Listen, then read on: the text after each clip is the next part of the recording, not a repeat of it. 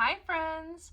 Welcome to July and welcome to this video. Today I'm going over my June reads, everything that I read in the month of June. And let me tell you, June was kind of a weird reading month. If you saw my TBR, which I have on both Instagram and TikTok, definitely check me out there when you get a second. But if you saw those there, you know that my TBR looks a lot different than what I actually ended up reading. I don't really know what happened. Actually, I do know what happened, but I'll explain that in a minute. We went a little off the rails. We went very off the rails, but it's fine. It's fine. It's fine.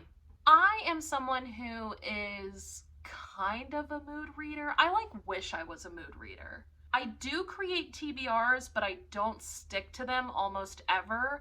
I like to have an idea of what I'm gonna read, but do I actually end up sticking to that all the time? No. And that's definitely the case this month. I had an idea of what I was going to read and I stuck to that at first, and then we went a little off the ropes. Reading is meant to be fun, so you don't have to stick to a plan. It's really okay. There's a lot of books here though, so let's go ahead and get started. First up, I read Starry Eyes. This is a romance book by Jenn Bennet.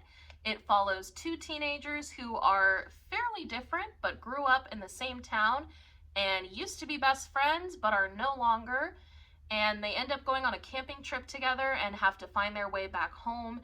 They get stranded, they go through all this stuff. It ended up being a very different story than what I thought it was going to be going into it, and it is surprisingly long. It's like over 400 pages, which for a YA romance is kind of long. I listened to this one on audiobook, and to be honest with you, I gave it 2 stars. I just got so bored towards the end. It started off really...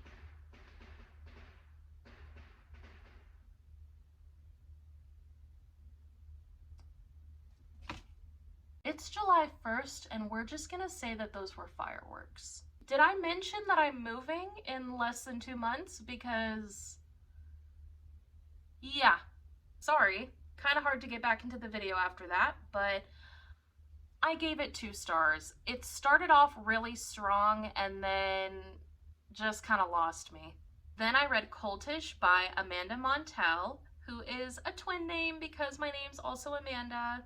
Every month I try to read one either nonfiction or classic book a month, just because I think it can be really easy to get into fun books that are kind of no think, just turn your brain off and read. And while that's great, I do also kind of want to expand my genres and expand my learning and all of that.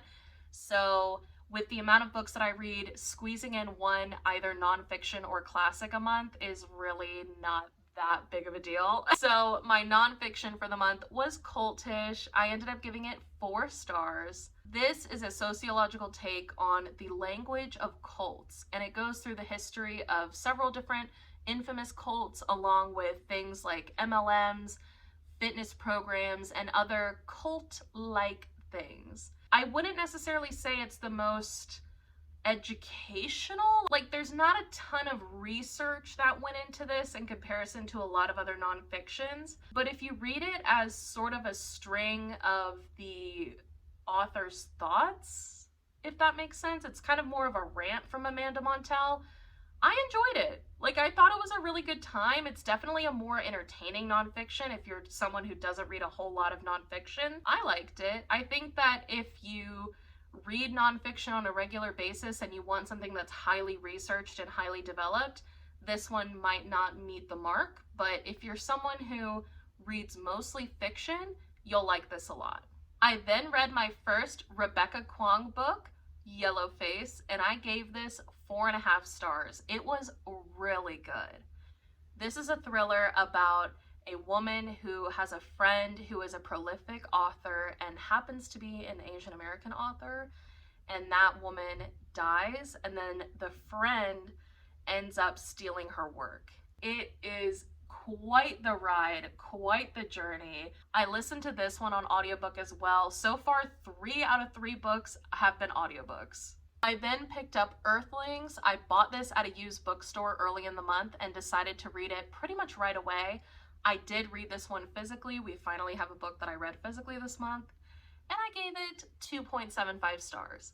It wasn't bad. I feel like that rating makes it seem like it was bad. It wasn't bad.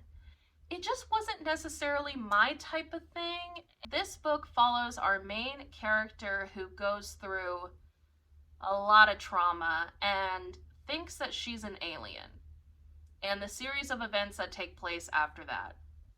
I don't want to say too much because I feel like it's really easy to spoil this book. I would say if you like weird books, like if that's your thing, weird books, you'll like this. I liked it. I didn't love it. Then I read Solitaire and Nick and Charlie. I did a whole reading vlog on these books, so I'm not going to go too in depth here, but I definitely recommend checking out that video if you want to know more about what I thought about these. And then we go back to audiobooks, and I attempted to read It by Stephen King. This behemoth of a book. I was listening to this on audio. The audiobook is 45 hours long, and I DNF'd it with 8 hours left of the audiobook. I think I got 88% of the way through the book. However, I put this on my Goodreads. I'm counting this as a book I read this year because I read 900 pages of this 1,200 page book. More than 900 pages. That counts as reading a book. I'm sorry. Yes, I DNF'd it, but I'm counting it, okay? I'm not gonna read over 900 pages and not count it. That's crazy to me. I ended up giving that one a 1.5 stars. In my opinion, it is way too long, and I was really sad about that because I love horror, and Stephen King's It is one of the most purchased horror novels of all time, so I thought I was gonna love it, and I ended up really not liking it. The only reason I didn't give it 1 stars and I gave it 1.5 is because the horror is good, but it takes so long to get there because of all of the exposition and setting up the scenes that it was laborious to get through. It was, oh my God.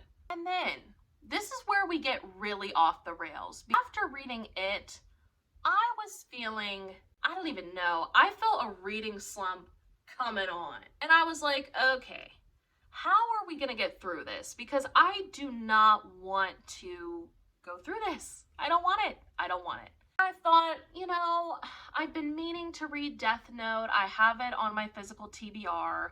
I watched the anime in the past. Why don't I just go ahead and pick up this volume that I have? So I picked up volume 1 of Death Note. And then I went to the library and picked up volume 2 and 3 and 4. And you see where this is going. I ended up reading all of Death Note this month.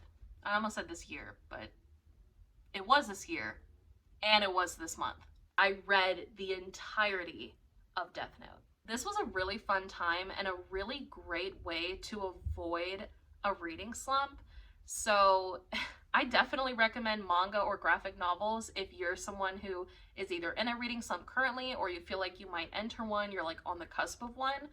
Manga and graphic novels are a great kind of break from regular reading. These definitely helped me out when I needed it. I'm gonna have a whole reading vlog for these come out later this month, so I'm not gonna say too much here, but it was a fun time, and I definitely recommend checking out the reading vlog for my unhinged thoughts on these books. After reading it, I was entirely unsure of what audiobook I should pick up next. Everything sounded unappealing. After just experiencing it, I was like, I don't know what I'm gonna do. I happen to have a Scribed free trial going on right now, and I saw that they uploaded the Fourth Wing audiobook, and I was kind of like, okay, like, I was planning on reading Fourth Wing in July, so maybe I'll just go ahead and pick it up now for the last week of the month and just get a head start on it. Since it's a 21-hour audiobook, I can just kind of start reading it a little bit now, and then I'll finish it sometime in July and have it be on my July wrap-up. Y'all, I finished it. I started and finished Fourth Wing in probably like 4 or 5 days. Yeah. I'm gonna have a whole reading vlog on that as well. That will come out probably before the Death Note vlog. But let me tell y'all, it was a good time.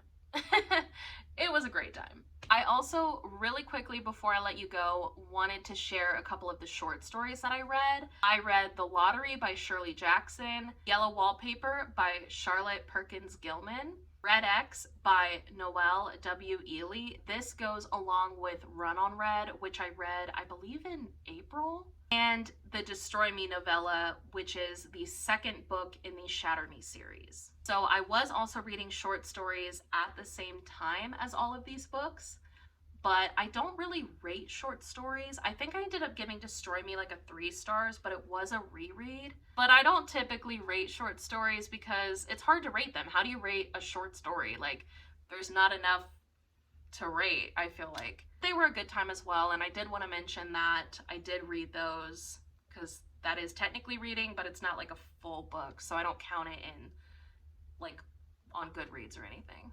So that is everything that I read this month. In total, I read 14 books, 6 of which were manga, and then I also read 4 short stories as well. And overall, it ended up being a pretty good reading month. It started off kind of rough, and in the middle it was kind of rough, but it ended on a really good note, and I had a lot of fun towards the end of the month with my reading, which puts me in a good place for July. I will be doing a Fourth Wing vlog and a Death Note vlog, so definitely check those out. And if you have anything that you think I should read in July, any recommendations, or any reading vlogs that you want to see in the month of July, definitely let me know. But until then, I will see you guys next time, and thanks so much for being here. Bye!